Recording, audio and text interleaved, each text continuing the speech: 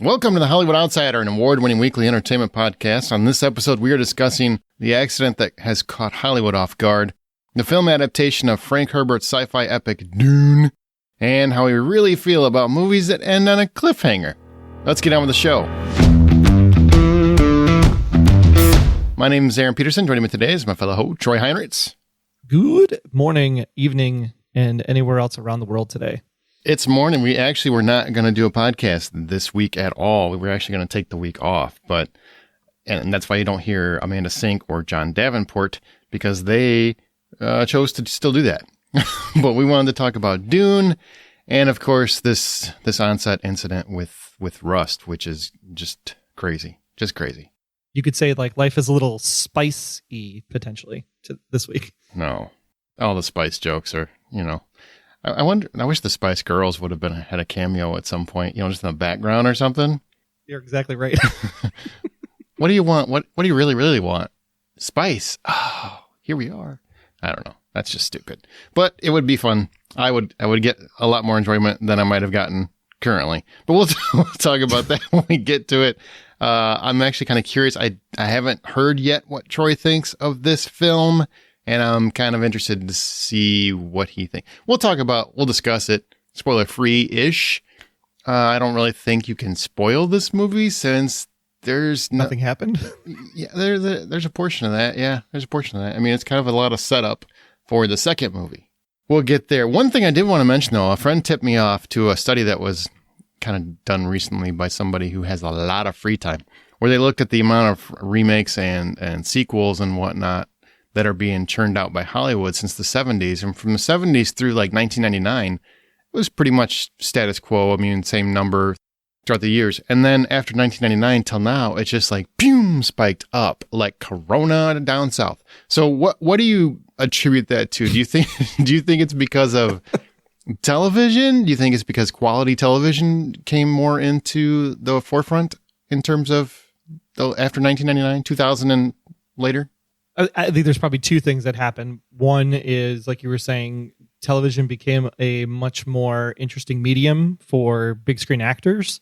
And you saw a shift of big screen actors moving to the small screen and having the long form content concept.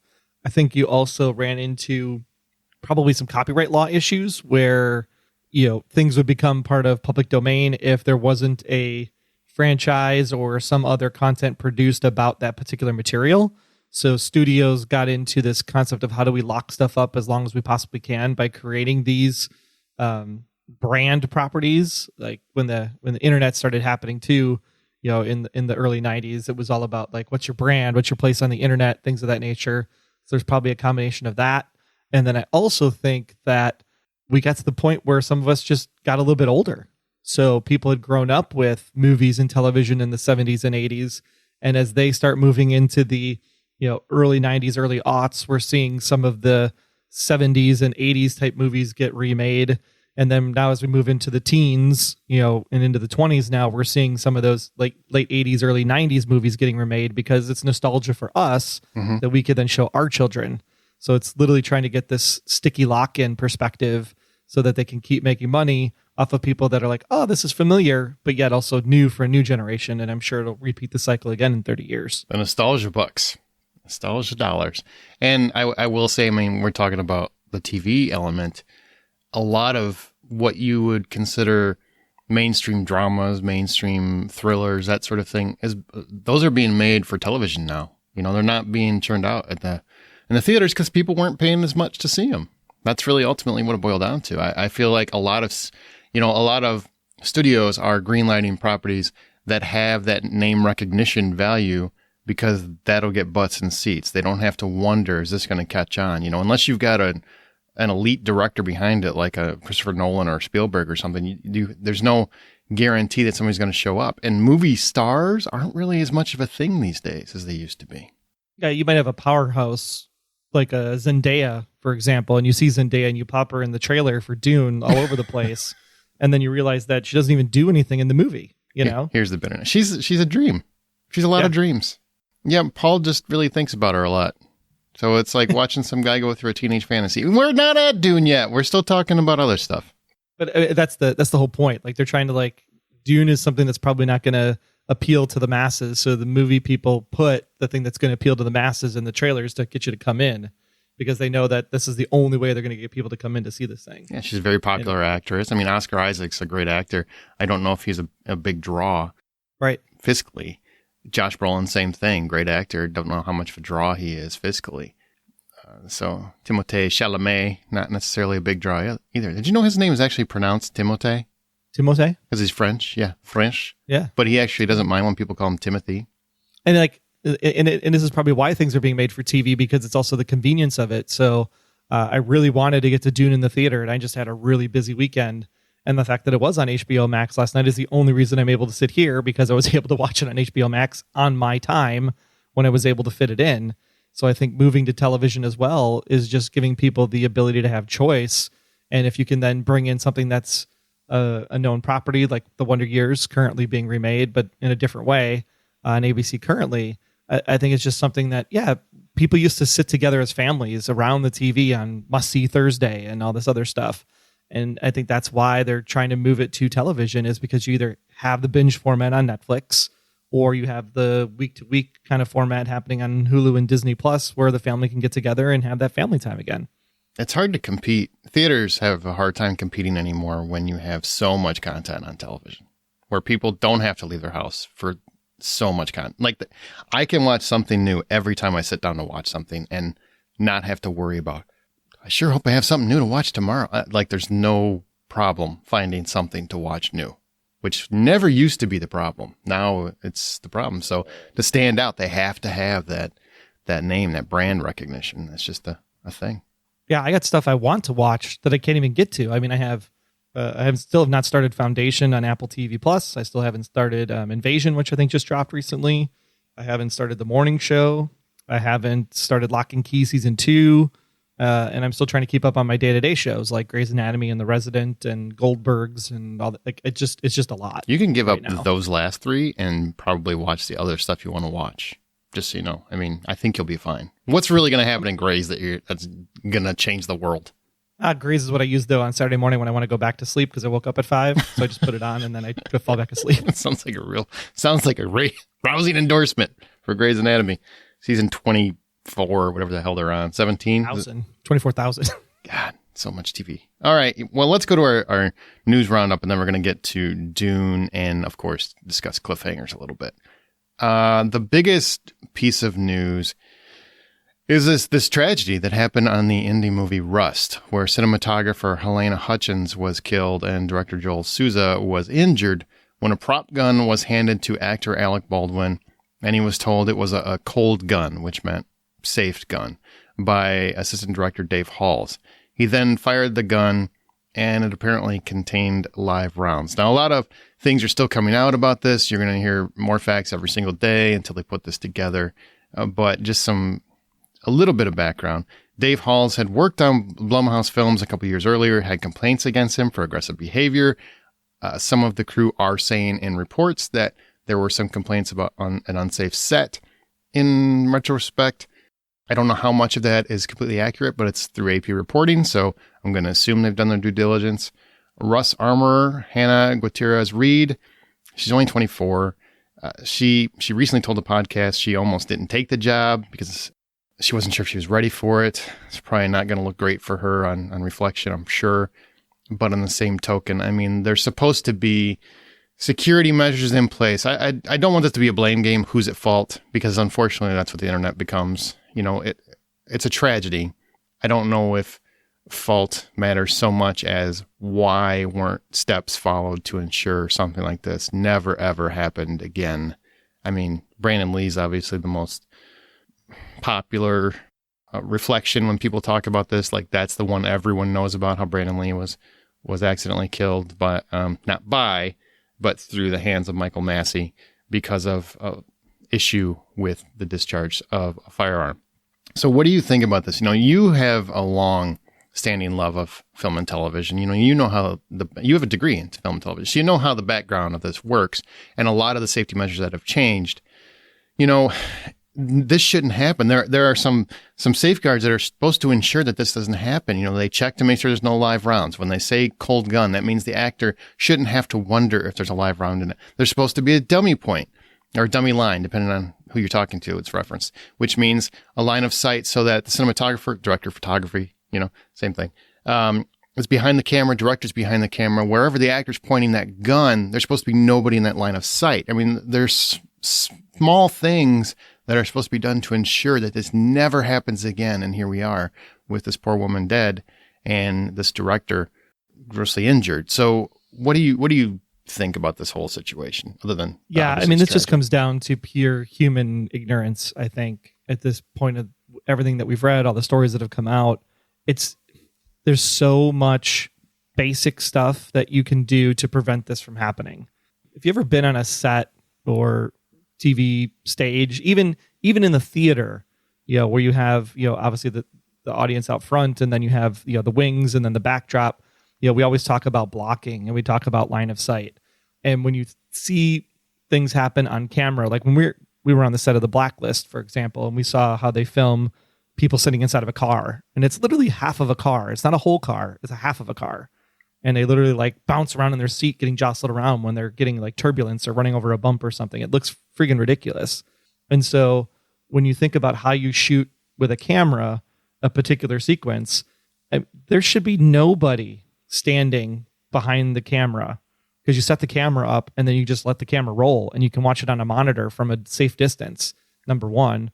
Number two, there should be nothing behind the camera beyond that. It should literally be like on a gun range, unless you were like completely sway left or right with the pistol, then there's no way you're going to hit anything, because you should be aiming, like you said, down range at a complete clear line of sight. And so how this bullet even hit people to begin with, just from that setup of the staging and the blocking of the shot, that's a problem. Then the gun itself, there was talk about how, they were being used offset and be able to shoot after with live rounds and things of that nature. So yeah, that part, that's probably on the armorer in this case, Gutierrez, right? Yeah. Was it just that stuff wasn't locked up properly? Was it because they were using non-union labor, because it was the union people that walked off the set because of the conditions? There's just so much here that's just all avoidable with better leadership, better training, better understanding. And I think really when it comes down to it, in this day and age, when people are literally printing 3D models out of resin and plastic to make their favorite statue, video game characters, all this other stuff, why are we using real guns in the first place? We can 3D print a gun and do enough with computer visual effects at this point that you can make it look good enough that it would be able to be sold, because you're shooting it. Unless you're like shooting it up close where the camera's literally on the chamber of the gun, maybe like in Dark Tower, for example, where the gun is actually a character in itself in a way. Like there's no reason to even have live round. There's no reason to have live rounds on the set, period. Two, absolutely not. There's no reason to have a gun in the first place. Just 3D print it. We played cops and robbers growing up as kids with plastic guns, and we seem to all fantasize and do the things we needed to do to play make-believe just fine without real weapons. I think this is a time where Hollywood needs to really take a step back and look at that and go, do we actually need live, real things, or can we do actual plastic props?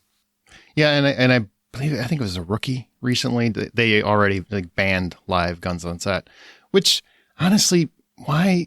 And I get that it's an independent production, so therefore there are budget limitations. So obviously they can't do CGI guns, right? That's a costly effect that isn't so easy to do.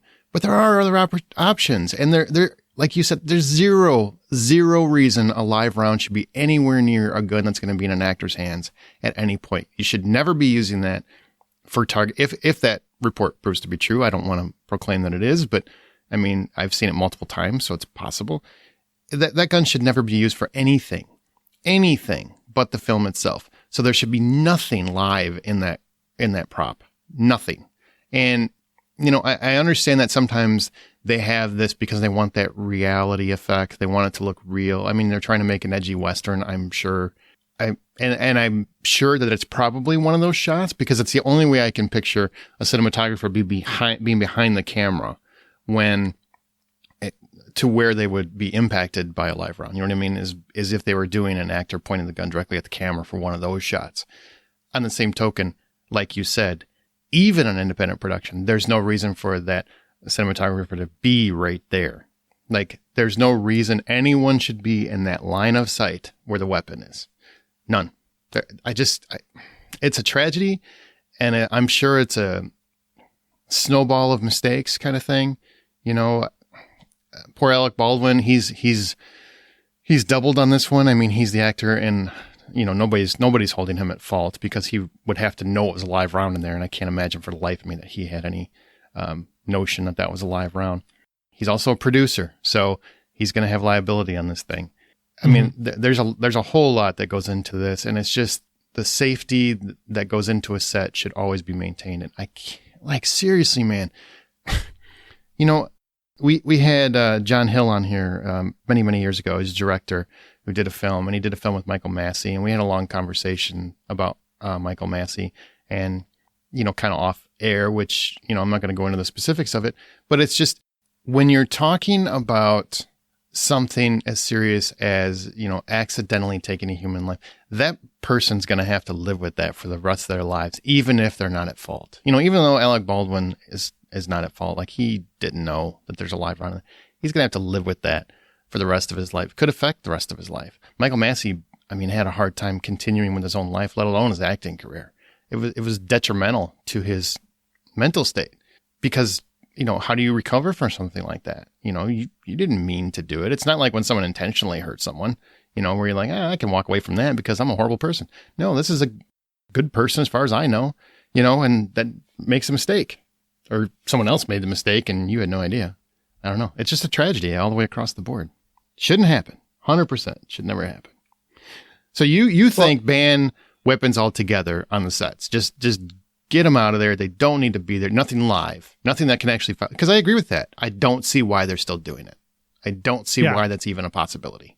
Because you can do all the protocols in the world. And I think part of the problem of this is that you're always supposed to have a 2-person check whenever you do the guns. So like when they're going through their prep and walkthrough and whatever for the set, there should be, you know, 2 people, and you're discharging the guns and you're making sure they're completely empty, and you have a second person validating that, yes, it's empty. The armor, the AD, those are supposed to be the safety checks. And I would honestly say there should probably be 3 checks personally, but sure. Especially with something like a live round, for sure. Well, a live gun, because there shouldn't be a live round. There shouldn't even be a concern that there's a live round near this gun, really. But go ahead, I'm sorry. No, and I mean, I get the realism of it. I get the, you know, budget constraints on it and things of that nature. But it's like, isn't there a way, like, take the unions, for example, or the guilds or somebody, like the Screen Actors Guild, could literally fund a 3D printing workshop where you could then like have these plastic fake that look real guns, and then these places could like rent them for free or very low cost to use for these small budget productions, rather than having to like try to create everything yourself. Like, there's got to be a way that a place would be able to do that. You know, maybe coming out of a creative fund, you know, out of this, obviously you want the GoFundMe for the family and, you know, expenses and things of that nature for a funeral and whatnot. Mm-hmm. But like, why can't like all of $1 of every ticket proceeds for the next year go to a fund that would then make, you know, safe guns that look real that people could then just have for their productions, you know, at no charge, just so that we can make sure that people are safe. Yeah. And why does it need to come out of our ticket dollar? I mean, basically, you've got unions that are paid dues and fees. Establish that. I mean, I don't see any reason why they couldn't establish that. And honestly, actors, extremely highly paid actors, it's like a lot of them are, should be having that fund themselves. I mean, it keeps them safe. You know what I mean? And it protects those under them. So why wouldn't you come up with something that would ensure that these guns can look as real? They don't have to be pitch perfect replicas of existing weapons. They just don't. I realize that some people will be sticklers about that. Most people don't pay attention to those kinds of details. They're just like, bang, bang. Oh, got the guy. You know, that's what most people are watching film and television for. They're not breaking down every aspect of a weapon. They're just right. Not. Unless it's pivotal to the point, like it's a movie about a weapon. I don't think that anyone's going to care if there's some shortcuts to the design taking place. Just do whatever it takes to keep people safe, man. That's what they need to do. I just, It's just sad. it's very sad. Our thoughts go out to their families for sure. And other news, Netflix had their walkout because it's Netflix employees versus Dave Chappelle, apparently, on some front, where over 100 protesters participated. And they had a list of demands. And this is basically because they consider Dave Chappelle transphobic over his Netflix special. You and I both watched it. I did not see or hear the same things or concerns that other people, sounds like, did. What I think doesn't really matter. This is their concern. So they had a protest and they had a list of demands. And I'm just going to read off what those demands are. They're saying that the closer, Dave Chappelle special, has caused harm to the trans community, and therefore more investment in trans content on the platform needs to happen. So they had a full list of demands that they wanted from Netflix. And I mean, it's a lot of demands. I mean, I'm just going to go through them. So eliminate references, imagery of Chappelle inside the workplace, including but not limited to murals, posters, room name, swag. So basically get rid of Chappelle, even though it's the biggest stand-up comedian that Netflix has. And he's done how many specials total now? Because he had a contract for 6, if I remember I think correctly. he did 6. I think he's done 6. Yeah. Okay. Acknowledgement that the special causes harm to the trans community and Netflix's responsibility on it. So we keep the conversation around transphobia evolving internally. Trans and non-binary content investment, so invest in that property. Investment in trans or non-binary content on Netflix comparable to our total investment in transphobic content, including comparable investment in the promotion of content. Now, that would make the case that they would have to acknowledge that it was transphobic. I mean, who defines what is transphobic and what isn't?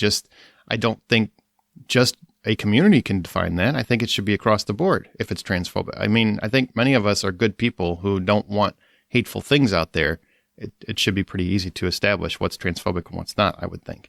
The comparable class of investments should include, but not limited to, works produced by Dave Chappelle, Ricky Gervais's Afterlife, etc. So apparently Ricky Gervais is transphobic. I never watched that show, so I don't know specifically what they're talking about. Investment in multiple trans creators to make both scripted and unscripted programs across genres. There's a lot of stuff. Revisit internal processes on commissioning and or releasing potential harmful content involving numerous and diverse parties that can speak on its harm, including consultation on third-party vendors. Revisit the ERG role in conversations around potential harmful content and develop materials to ensure we have the best in-class regional support on complicated diversity issues. Hire transgender content executives in leading positions and promote an inclusive environment for them. Recruit trans people for leadership roles in the company and promote an inclusive environment for them. The ability for trans employees and allies to be able to remove themselves from company promotional content. A disclaimer before the closer specifically saying it contains transphobic language, misogyny, homophobia, and hate speech. Boost promotion for disclosure and other trans-affirming details in the platform. And I will tell you, from all of that, we're talking about a comedy special. Whether you find it funny or not, it is a comedy special. It's Dave Chappelle, the closer. All of that, the only thing that I think should be warranted is a disclaimer, not like they say, because by saying it contains transphobic language, misogyny, homophobia, and hate speech, is that a fact or is that an opinion? I mean, I guess it depends on how you took the content, right? I also thought he was using the content in a way to also give credit to the community at the same time, if I remember correctly, because he was talking about how he was how he had hired a person on his team and stuff. Yeah. So it's hard. Right. Everything is a person or community or a group's opinion about how they interpret things. And everybody has a right to their opinion and the right how they view the world. Granted, some views are probably a little bit more, gross will be the word I can come up with right now this early in the morning than others. Right. Mm-hmm. But absolutely. I mean, I stand for trans people. I'm an ally. I understand and I get it. And I know what they're trying to accomplish. And I think that, yeah, at some point, should we? I think the things we should do is we should do a better job of having a larger screening audience that comes from all walks of life to be able to say, is this offensive or is this not offensive? And even in then, you're going to have some people who are I'm white. This picks on. I'm talking from my perspective, right? Because I'm not trans. I have friends that are trans, but I can't speak to it because I don't live it. So I'm just going to say it from this perspective, and then you can apply it across whatever group you want to apply it across. But I'm white, and this thing picks on white people. This people picks on white men specifically. And I'm just okay, I know it's picking on white men, but it's kind of funny. And another white man, Aaron, could look at it and go, oh my gosh, this is the crappiest shit I've ever seen in my life. And therefore I can't watch this network ever again.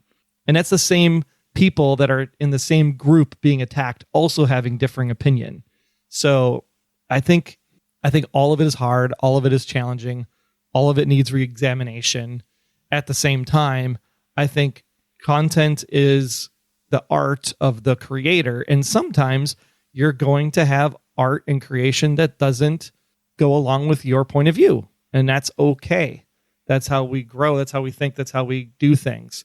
I think it was an absolute freaking masterpiece that Lovecraft Country on HBO Max came out, and it was an entirely black cast because it literally sticks a middle finger literally in Lovecraft's face because he was the most racist person that ever walked the earth when you think about it and what he wrote.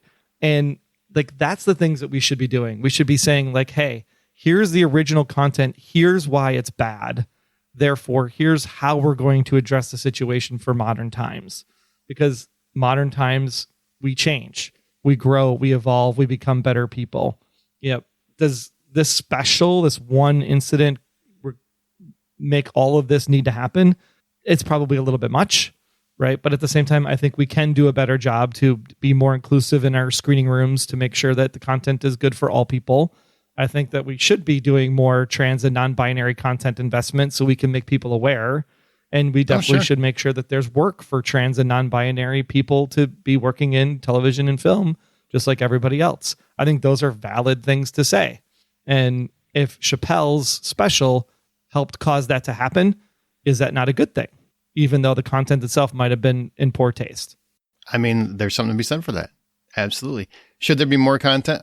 Absolutely. I think there has been an increase in content in the trans community in terms of approaching that genre. The Garden Left Behind, we had the director on here last year before, whatever it was, great movie, confronting the trans experience and kind of going through the specifics of that. I mean, there's a lot more films coming out. There's a lot more television coming out. There's a lot of things coming out in regards to that. So people are becoming more informed. And, in all fairness, for many people, it's a newer concept. It's not, racism has been around for hundreds of years. The trans experience is newer to a lot of people, so they're adjusting to it, and they might not quite understand specifics of it.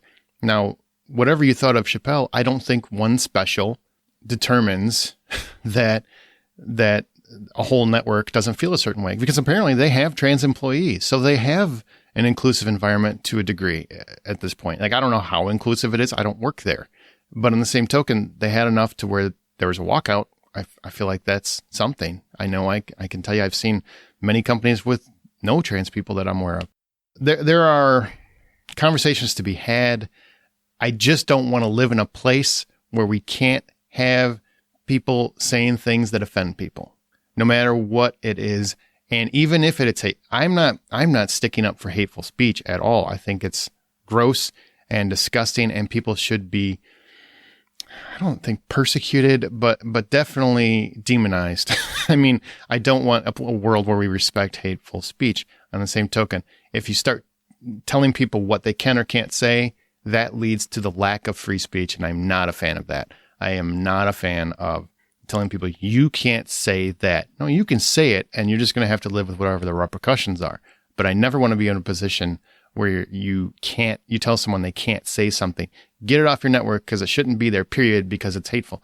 Well, sometimes people speaking in polarizing language creates conversation.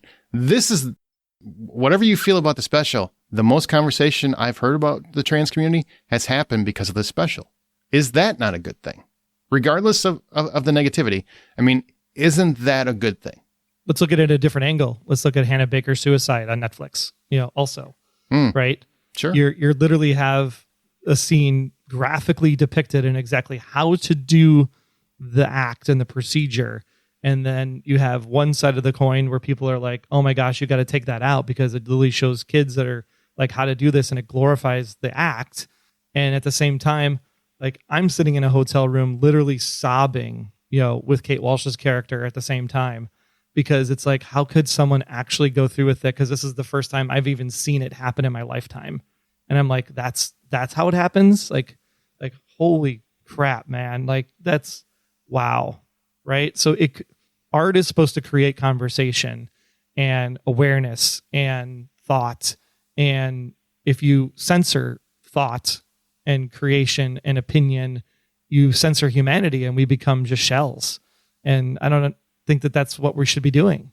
You don't even know that the intent of the special from Chappelle was to truly do this, was to have conversation, bring something to light, and you have to, we talk about in history books, even with kids growing up, like the history books are whitewashed and whatever, and it's written by white men and all these conversations. It's like, yeah, you have to tell both sides of the story in order to get the story. And if you don't talk about it in a way that the hate speech is talking about it, you don't teach people that that's hate speech. Don't do that. Stop. Right? So you have to present both sides. It can't be all Pollyanna all the time. Absolutely. But do it in a tasteful way, in a respectful way, and let people know that, hey, the disclaimer up front, yeah, this has some hate speech in it. It's done for the purposes of education, not entertainment. Please take it as such. That's probably the disclaimer that should be up front. And I do think the winner of all those demands is going to be a disclaimer, right? Like a warning. This conversation in this comedy special, these comments are reflective only of the comedian themselves, and you're on your own to decipher what they mean or what the context is. Something along those lines. I don't know if you label it hate speech though, because like I said, I've seen people on both sides, allies, I've seen trans allies say that they don't find it hateful. So it very much depends on your personal perspective. So I don't know if you call it hate speech, just there's language and conversation in here that might offend you or might be concerning to you or something like that. I mean, I can see that. I think Netflix has probably already said that. Standard trigger warning. Sure. Yeah. All right. Now let's get into something exciting, ? Which is Dune. Let's talk about Dune. Okay. This is the new movie which finally adapts Frank Herbert's science fiction novel. And yes, we had it done. There's like a 2000 miniseries that I heard was pretty good. There was the David Lynch movie, which happened in the 80s. And if you saw it, is weird as hell. I got so much more out of this than I got out of that because I'm convinced nothing happened in the original movie with David Lynch. It was just a bunch of weirdness because it's David Lynch. So here we go. So Duke Leto Atreides is tasked, who's played by Oscar Isaac, is tasked by his emperor to modernize Arrakis. This is a desert planet populated by its own people known as the Freemen and visually akin to Tatooine, in my opinion. It looks like Star Wars. And Freeman, get it? Freeman, I don't know if that was intentional, but it sure came across that way. Arrakis is the home to the most valuable resource in the galaxy, which is known as spice. It's spicy. And the Emperor is determined to seize control away from the unwieldy savages of House Harkonnen and reestablish a peaceful settlement, or so we think. Along for the ride is Leto's concubine, Jessica, who's played by Rebecca Ferguson, and their son, Paul, who's Timothée Chalamet. Paul has been training for years in both physical combat with Leto's right-hand Gurney, played by Josh Brolin, and his mother's underlying mysticism to one day take over for his father as the Duke. Now, he's also besieged by visions he asserts to be premonitions of a future to come, specifically revolving around a beautiful Freeman woman, played by Zendaya. Also, almost immediately after landing, the infinitely hungry Baron Vladimir Harkonnen, who's played by Stellan Skarsgård, and who I refer to as Baron Second Breakfast, because dude's always snacking, leads a revolt in an attempt to destroy Duke Leto's people and seize Arrakis for themselves, forcing Paul and Jessica to flee with Paul's trusted bodyguard Duncan, who's played by Jason Momoa, in tow. And there is a little bit of a double cross involved. Watch the movie, you figure out where it is. This is playing in theaters and also on HBO Max. And this version is literally in the title card, Dune Part 1. So you know immediately this is the first part of at least a 2-part story. So it's half of a story. So we do kind of end on a cliffhanger. I don't really think it's a spoiler alert. I think that's something you should probably know, honestly, just so you're prepared for that.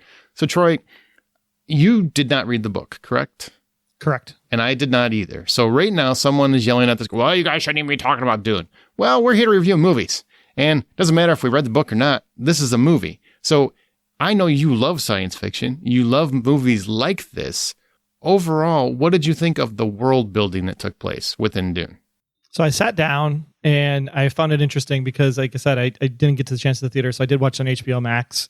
I think the reason why Lord of the Rings, because this was being compared to like, this is the next Lord of the Rings, this is the next Star Wars. I think the difference with Lord of the Rings is that if you had never read the book from Tolkien, Lord of the Rings did a really great job of setting up the world, right? Here's a little title card.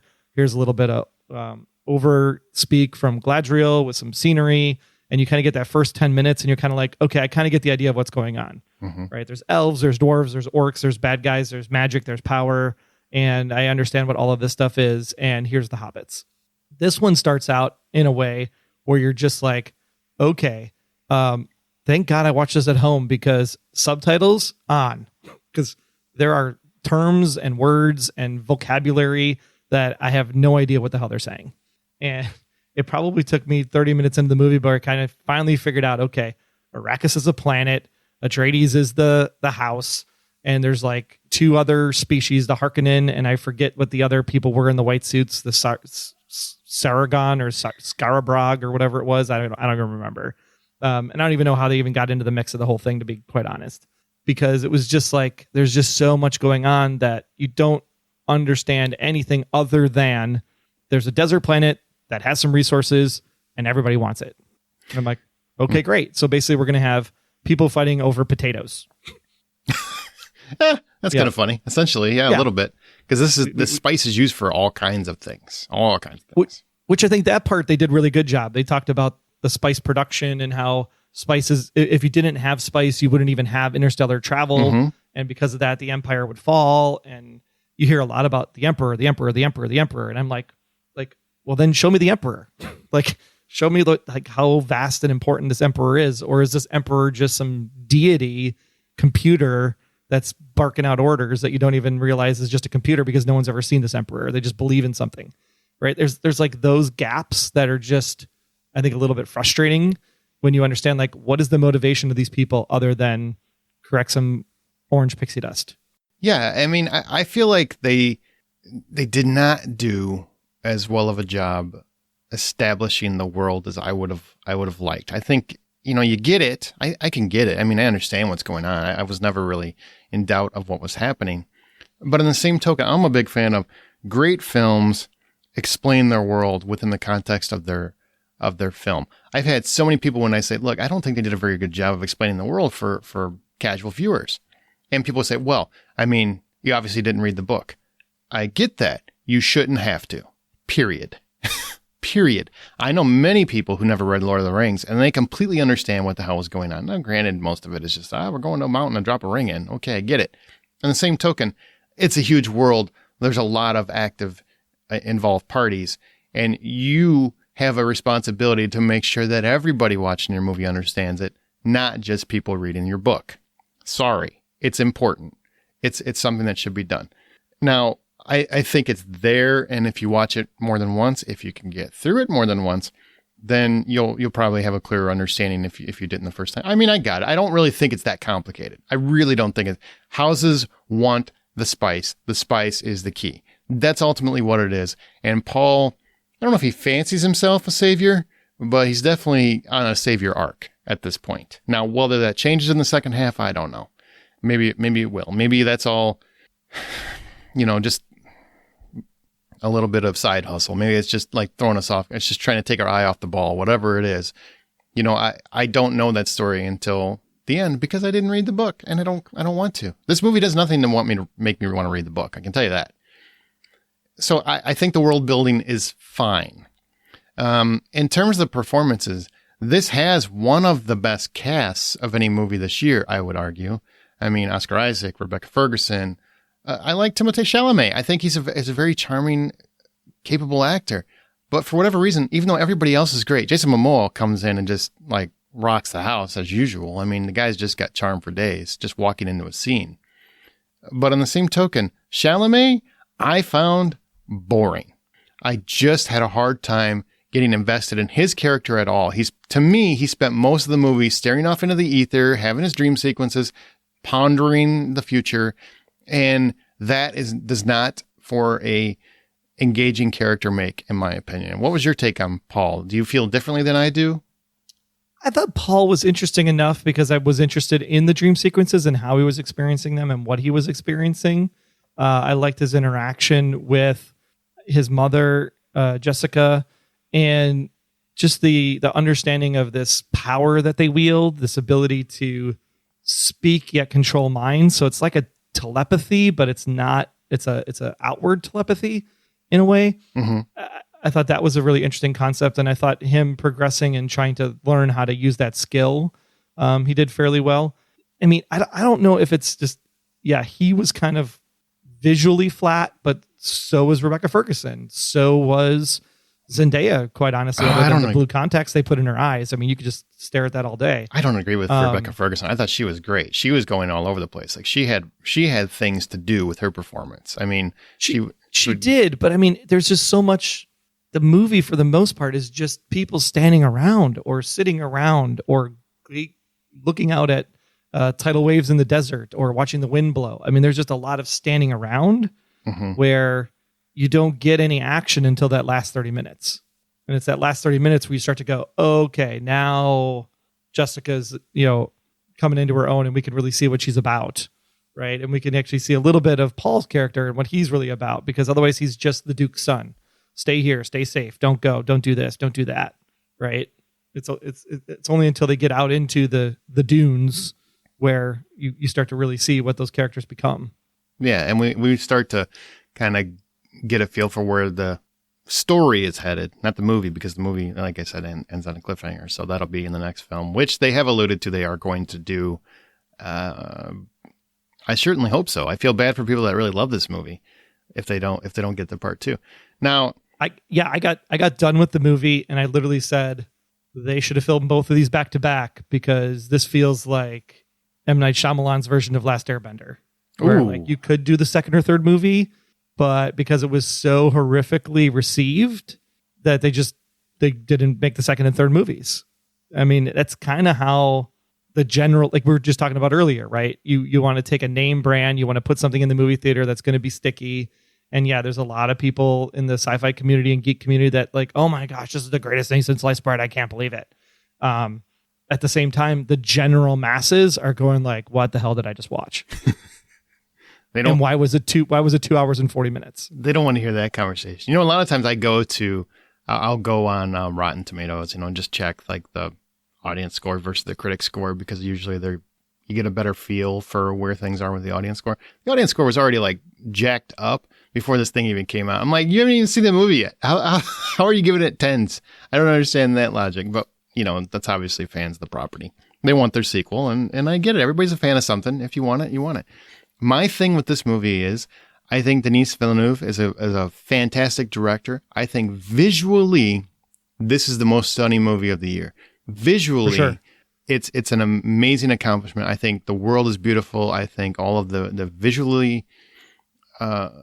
visual aesthetics here just are impressive as hell. I'm nothing but impressed visually. The problem is I'm bored shitless. It's hard for me to call this a good movie when I'm bored the entire time. There are huge action scenes that are supposed to be filled with operatic grandness, right? You're supposed to be just like in awe of the battle scene that happens. And I was bored. And I can't remember the last time I've seen an action scene as big as this and been as bored as I was. That's not a great thing. The Last Jedi chase scene? Maybe. Yeah, that took a long time. They went nowhere. Why couldn't you catch them? I don't understand. But anyway, I liked The Last Jedi. This is a movie where I like the story. I like most of the performances. I actually don't fault Chalamet for the performance. I think that's a writing issue, because I've seen him in too many things where the guy is just perfectly charming. So maybe the next film he'll get to do more and I'll be more engaged with that character. But I can't remember the last time where all the pieces fit so well, but the film bored me to tears. I can't remember the last time that happened. Like, I was just bored. And everyone I went and saw it with said the exact same thing. They were bored. Like, it was movies have a job first and foremost to entertain. You can make all the visual spectacle you want. You can be as close to the book as you want. You can make everyone who's a fan of the book feel just warm and snuggly, but you have to entertain everyone, or at least make the attempt. And I did not feel like this was entertaining in any way, shape, or form. And I don't mean entertainment has to be zippy and fun and I don't mean that. It just has to flow and feel like I'm engaged. That's what entertainment means. It doesn't mean anything other than that. Few Good Men is not zippy and quippy and fun, but I think it's entertaining through and through. This was not entertaining to me. Yeah, you have to harness your desert power and ride the flow. Ride the worm, baby. Ride the worm. And it's just like, I should say this too. The audio and the sound and the effects, it's the only reason I might actually go because I have the A-list and I can just, drop one of my things and it doesn't bother me. Mm-hmm. Like I would go see this in the theater now just to experience the audio of this movie because it was just mesmerizing. The didgeridoos and the deep throating. There's just a lot of like real interesting effects and acoustics that happen through the course of the film that just draw you in. At the same time, it's like, do I need to stare at the door knowing that there's a guy behind the door for 5 minutes? Yeah, and I know there's a guy behind the door. Open the damn door and let's get to the action part. This is supposed to be an action movie. And how much slow motion do you need? You have a famous saying where you always say, most movies could be cut by 20 minutes. This thing could be cut by 40. 40. Easy. I'm actually watching it going, I would cut that. I could cut that. This would move so much faster if you cut that. I mean, even walking is done in slow motion at points in the movie. And I'm like, why are they walking in slow motion? I don't understand what the hell is happening here. Is this Michael Bay? So they don't make up the worms. I did find that kind of funny. The whole sachet to the desert so that you don't alert the worms. I'm like, I don't know how that works, but I kind of dig it. I mean, interesting. Really, you only see it once. They talk about it for so many times in the movie. They only actually show it happening once. Yeah, that's kind of interesting. All right, so that's Dune. If $10 is the full price of admission, what would you give Dune? I mean, it's a part 1 of a part 2, so I don't really know yet. This movie standalone by itself, the audio and the visuals are really, really great. So it would balance out the flow and the pace. So I'm going to say a 6. Wow, you sound real convinced of that score, by the way. Real convinced. I'm going with 4.5. It is technically and visually the most arresting film of the year. It's the most well-cast film of the year, but it plods and meanders until it reaches its very overwrought conclusion. It is not an entertaining film. Now, if you're a reader of the book, maybe you'll be more engaged with it. I personally just was not. Yeah, there's one sequence in particular that you can see where it's coming. You can see where it's coming. It's almost like we use the frame, the writing was showing. And when it happened, it wasn't even like exciting. It was kind of like, oh, okay. Yeah, and this movie shouldn't be like that. I mean, by all accounts that I've talked to people who read the books, that it should be a sprawling sci-fi epic. I never felt that. I just felt like it's a very expensive bore. Just bore. It's somewhere they can use for it. It's a very expensive way to say the United States and Russia and England and the Saudi Arabians are fighting in Iraq for oil. Yeah, kind of essentially. And, there's Freemen. Get it? Because they're free. I'm just saying. I believe it's actually the Fremen, but... Yeah, but I'm going to keep calling it Freemen because it makes me laugh. Because I think that was the intent. It feels I'm sure it's the intent. Because they are free, because they just roam the deserts on their own. Yeah, that's what it feels like. And so I'm sure all the people that saw the movie and book readers have been yelling at me for the last 10 minutes. I don't care. It makes me laugh, and that's what I care about. Also, we saw The Last Duel. It's probably already out of theaters, so I'm not going to go too into it. But sad. Yeah, it is sad. Jodie Comer stars as the wife of Matt Damon's character. This obviously takes place a few hundred years ago, and it's French. And Adam Driver is basically an opposing ruler, and she claims that Adam Driver raped her, and so Matt Damon challenges him to fight to the death. And the winner is basically that's who is perceived to have told the truth. It's an interesting concept. It's based on a true story, and all of the woman's parts are actually written by a woman, so they kept that perspective very natural to a woman, which I thought was interesting. And I thought this was a great film. I realize it's probably not going to be in theaters very long because it did really bomb. So it'll be on video at some point, in digital at some point, and I definitely recommend watching it. I would easily give this an 8.5 out of 10. I thought it was a riveting film. I was never bored. Tells the film from 3 different perspectives: Matt Damon's, Adam Driver's, and Jodie Comer's. You felt the same, or how did you feel? Yeah, no, I think that it was initially one of those ones that also had suffered from maybe a little bit of a rough start out of the gate in the setup and who everybody was and what you were actually witnessing. It opens up really fantastic with the duel, and then as they're about to collide, that's when it goes back in time and starts to tell you the story. I think that the structure of the film was fantastic because they always say there's always 3 sides to every story, right? His, hers, or his, and the truth in this case, right? And hers is obviously the truth, and it's fascinating to see what they were able to do with the film in the concept of perspective. So as you watch each version of the story take place, watch for the small things. Watch who's wearing what, who said what, who pointed at what, who looked at what, because that, I think, is the fascinating part of the film that people are missing. And the sequence at the end, when you see the actual duel happen, like, you literally have no idea who's going to win up until the very last moment.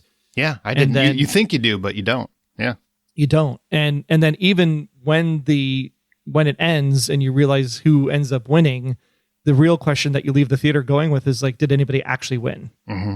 And I think that's a really important story, especially when you're talking about a woman who was raped. And do you speak out? Do you not speak out? Pros, cons, consequences, all that stuff. Like, this is a film that everyone should see because it really makes you understand, like, who is the hero of your story. And if it's your story, do you get to tell it the way you want to tell it? And I think that is one reason why The Last Duel was fantastic. Screw the haters that hate it, because yes, sure, it wasn't in French accents, and sure, it probably had some over-the-top characters, and yes, it probably didn't feel like the 1300s, but at the same time, it was the best damn true crime podcast of the 1300s. Oh man, because I was riveted the entire time.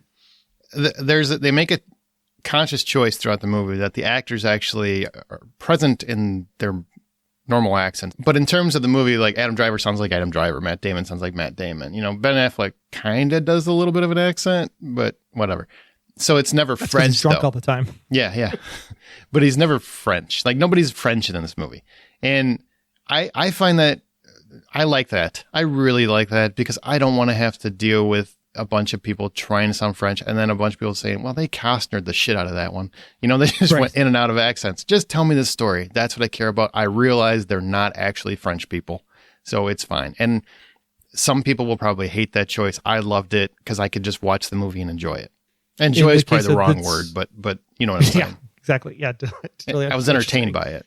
I was engaged. Yeah. And I think that's the reason why they probably chose to do it that way, because it's not about, the actors are fantastic. Don't get me wrong, right? Jodie Comer is phenomenal in this. She still can do no wrong, in my opinion. In everything. But it's the story itself that is the character that you need to pay attention to, not the actors and the language and the dynamics and the backgrounds it's like the story is the thing, and how you perceive the story and how you tell the story and how you remember the story is really what you're supposed to take away from The Last Duel. Mm-hmm. It's really interesting. Absolutely. So be sure to check that out. It will be on digital, I'm sure, very soon. And I want to mention Snake Eyes. We've talked about this before, but I'm going to talk about it again. The action-packed adventure Snake Eyes G.I. Joe Origins is now out on Blu-ray and 4K Ultra HD, and has been hailed as the best G.I. Joe movie yet. The iconic hero Snake Eyes rises to become the ultimate warrior in the battle against Cobra. Buy on Blu-ray and 4K Ultra HD today and get thrilling special features, which include a bonus short film, deleted scenes, and a whole lot more. Also available on 4K Ultra HD Steelbook if you want to get a collector's version. Available at participating retailers, rated PG-13 from Paramount Pictures. And if you want to own your own Blu-ray combo pack, we are giving them away to 5 lucky listeners, but you must be based in the U.S., and we're having them shipped directly to you. So just email us at contests@thehollywoodoutsider.com. That's contests@thehollywoodoutsider.com. With the subject line, it's all in the eyes, and with your name, and we'll draw 5 lucky winners who will be notified they've won, as we'll need your addresses for shipping. So Snake Eyes, a G.I. Joe Origins film is out now. Also, our show's independently funded. If you want to help support the show, go to patreon.com/thehollywoodoutsider. We're about wrapped up here, but we do want to talk about movies that end on a cliffhanger.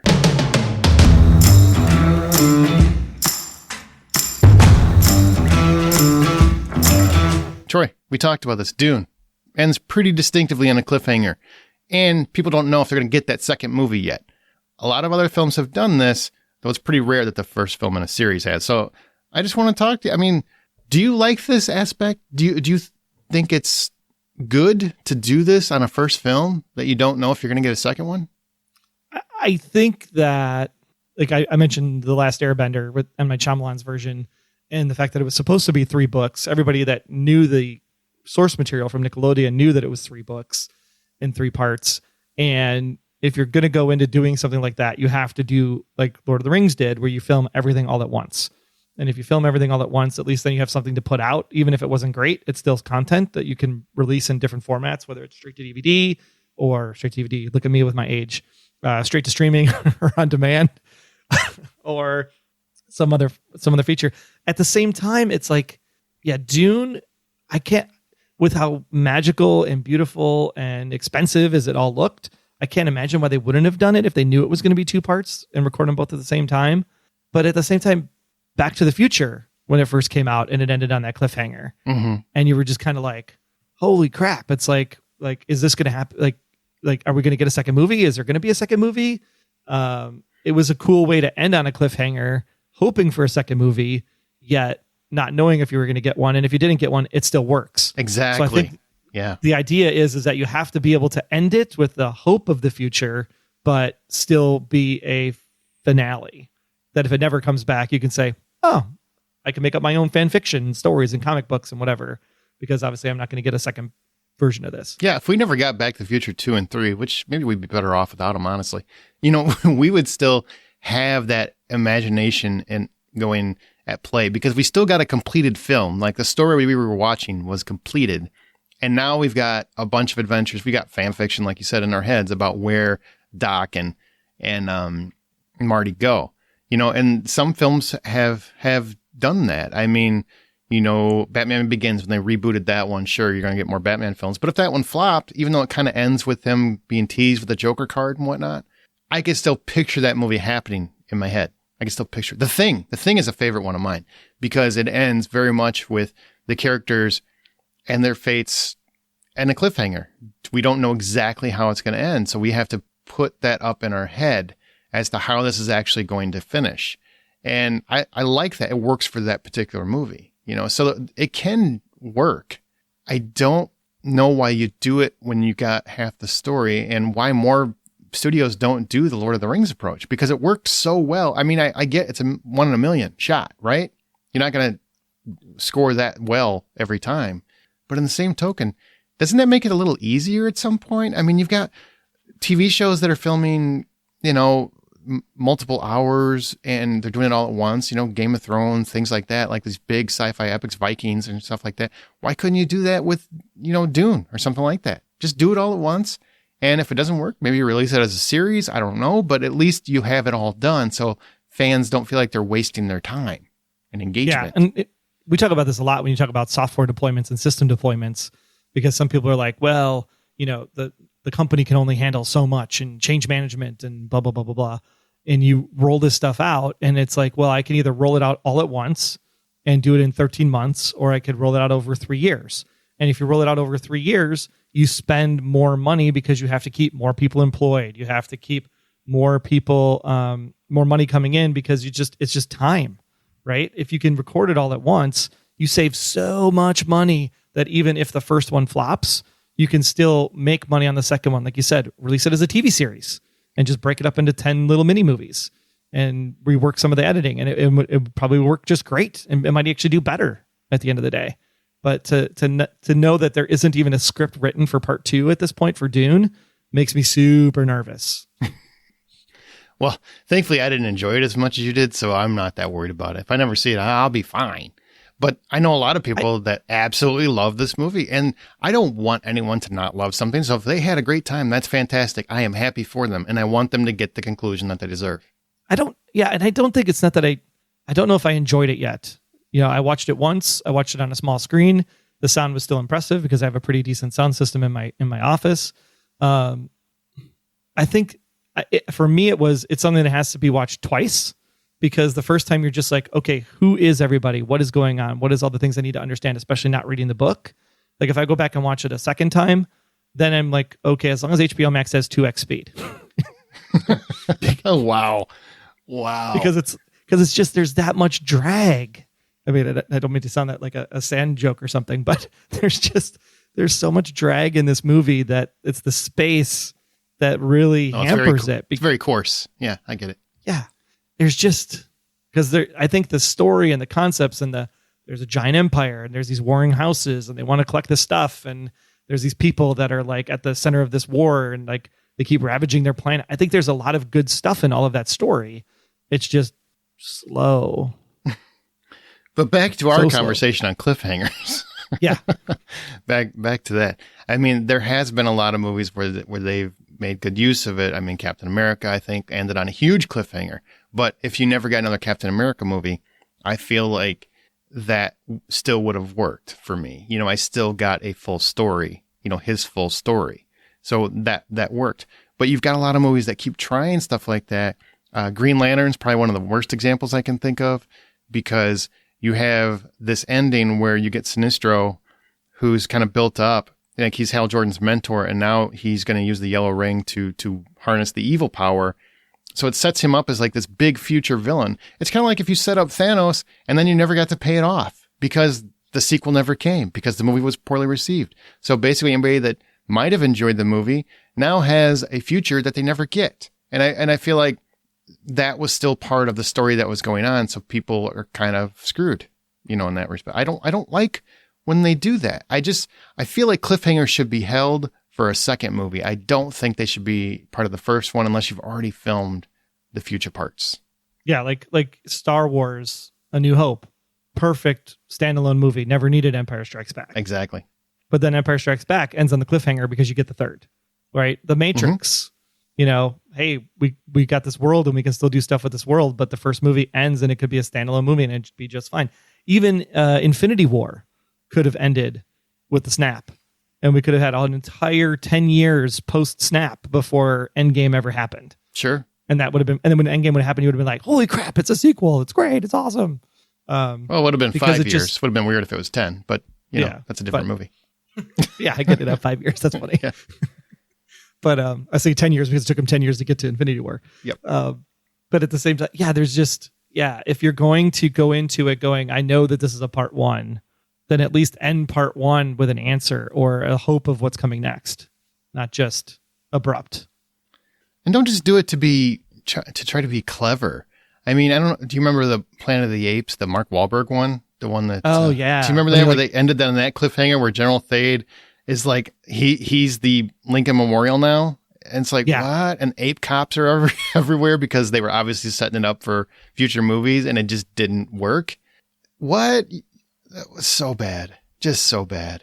Yeah, because even the whole War, Rise, Dawn, I always forget which order they go in. Rise, Dawn, War, right? Rise, Dawn, War, yeah. Rise, Dawn, yeah. War. Yep. Like even there where they go across the Golden Gate Bridge and you're like, okay, like this was great. Like story told. I don't need another movie. Yep. But then when they come back and they're like, oh, here's the second movie, you're like, oh, this is really great. Like I'm excited to see a second movie, but they could be standalone at the same time. Exactly.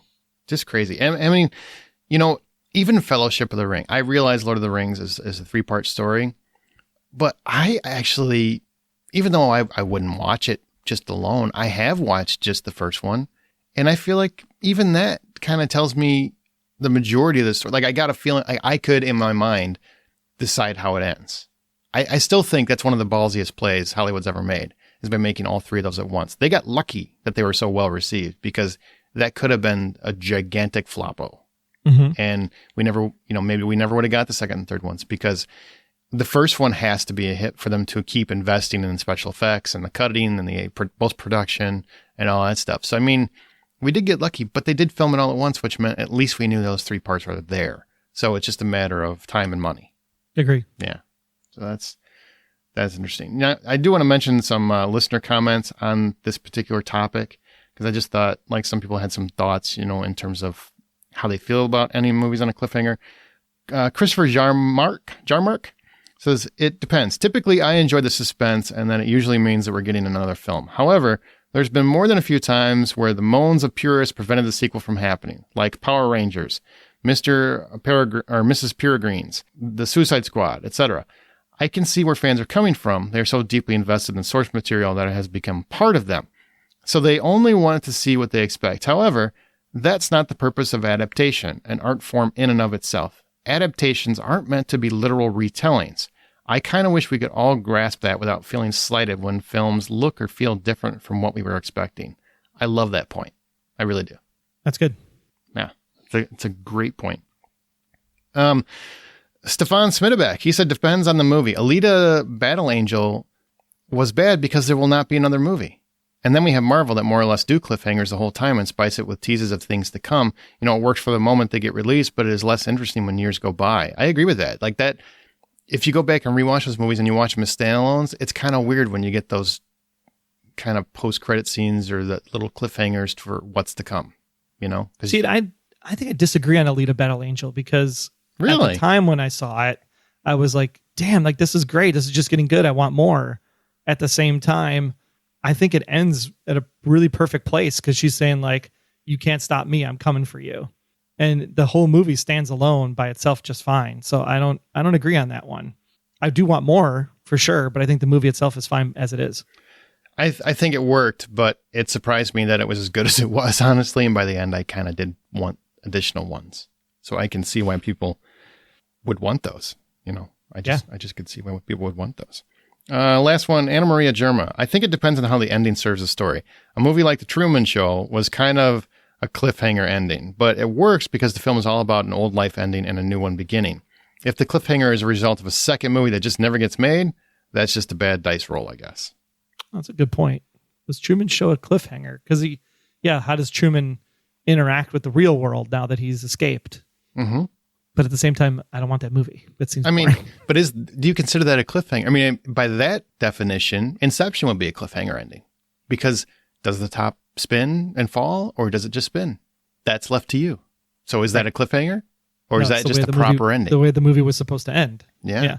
So, I mean, to me, a cliffhanger is we don't get the answers to the overall story at the end. And I feel like Truman Show, you get the answers. I feel like Inception, you get the answers. It's just what you make of that final moment. Dune, it's all set up. That 2.5 hours is all set up. Yeah, it's a 2.5 hour prologue to the actual movie that's coming. Yeah. If it comes. Yeah, exactly. And hopefully it'll come a little faster. You know what I mean? In terms of how it plays. My God. All right, that's going to do it for our show. Remember, you can share your thoughts on this episode or anything else in our Facebook group or on Twitter @BuyPopcorn. Again, we put this episode together because we weren't going to do one this week, but we wanted to do something because we had to talk about Dune, Cliffhangers, but that's going to do it. You can find Troy Heinrichs @Troy Heinrichs on Twitter and The Blacklist Exposed, which is back, and it's got an interesting start to it. So we've already got episodes of that out, so be sure to find that in your podcast app, as well as Presenting Hitchcock, where I'm talking about Rear Window, finally, which that's my favorite movie of all time. I can't wait. So thanks for joining me, Troy, for this. I appreciate it. Absolutely. I'll see you on the other side of the dune. Okay. Well, remember, the next time you head to a theater and possibly nap, buy popcorn, eat it, and then sleep.